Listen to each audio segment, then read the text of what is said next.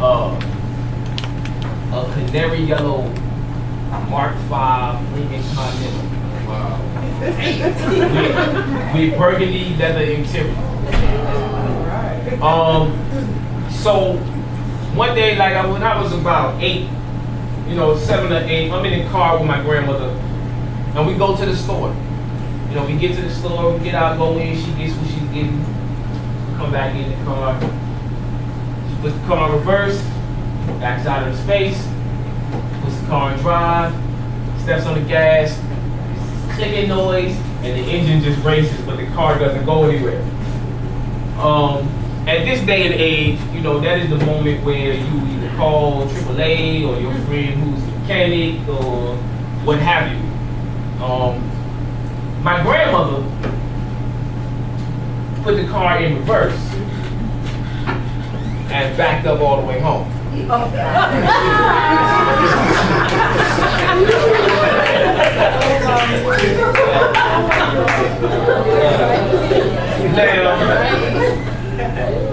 Now, this would be one thing if, this was the store and we lived like 3 blocks that way. But we was like 6-7 miles from home. So picture me before it became illegal for children who were not of a certain age to sit in the front seat. Picture me in the front seat, peeking over the dashboard at the people in traffic behind us.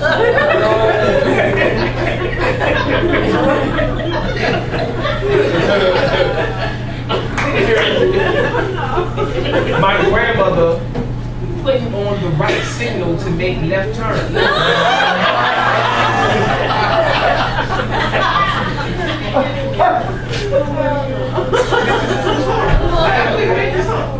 Like throughout, as a result of stories like this, throughout my entire childhood, like I mean, even today, I'm still waiting. I swear, like there's a cameraman in the bushes somewhere, like who's gonna jump out and be like, aha, like it's all on tape. Yeah, so she drove backwards like that all the way to the house. Yeah, stopping at stop signs, red light. Like it ain't like she like tried to hide it, like took it back. Like, she just drove. Like yeah, like. That's great. It was quite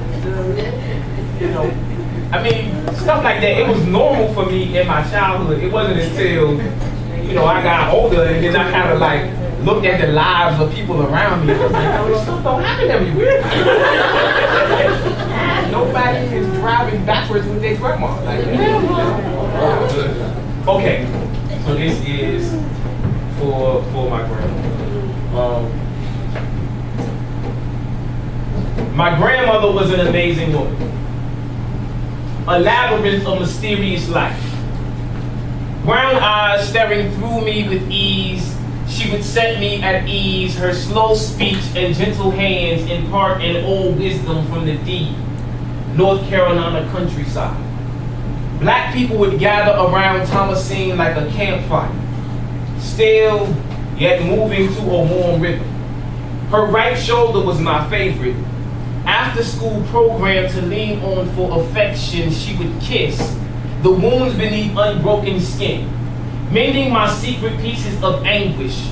Grandmothers know a secret language that hushes little babies and big ones. Grown men were humbled and returned to the seedling sons from which they sprout. She didn't even have to shout. Grandma spoke soft and carried no stick. Her words simply stick to the ribs. She was a home-cooked meal serving itself from a bottomless dish. Breaking bread, chicken, and fish, my Ichthys BC, a practitioner of alchemy who transmuted suffering into golden experiences. She was my rock of great value. First woman I learned to bow to the spirit within, a feminine temple among men. She was a sign of power. Never once did I see her cower from this bully of a life. Did once see her leave late night, dressed in all black like midnight. Next morning was the answer to stomach prayers with no explanation as to how we now had a full refrigerator. My grandmother smoked Salem like peace. She drank Seagram's number 7 and Donald Duck, the orange juice. The whole world could fall down, but my grandma got up at the crack of dawn to have conversations with the sun, telling it to follow my brother and I to school each morning and back each afternoon where she'd be waiting. With the peace that passed all understanding, we not understanding that she was just happy to see us home again safely in this world of insanity. My grandmother was a magi. She transformed strangers into family with the wave of her palm. I got cousins, uncles, and aunts, only related because Thomas Sane say it be, and it is. And I lived soul to soul with this mundane divinity for my first 13 years, her slow speech and gentle hands sculpting the basis of who I is. And this poem is the least that I can give as thanks to God and grandmothers, the most amazing mysteries of the universe, both all-knowing yet unknown.